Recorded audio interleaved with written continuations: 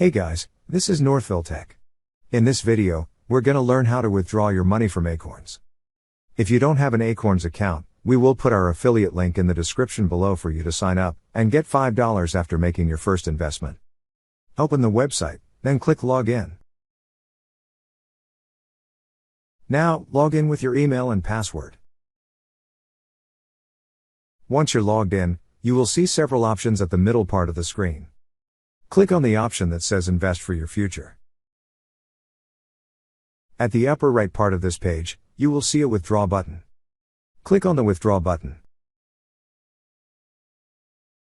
Now, enter the amount you wish to withdraw. Minimum amount is $5. After that, click on Review.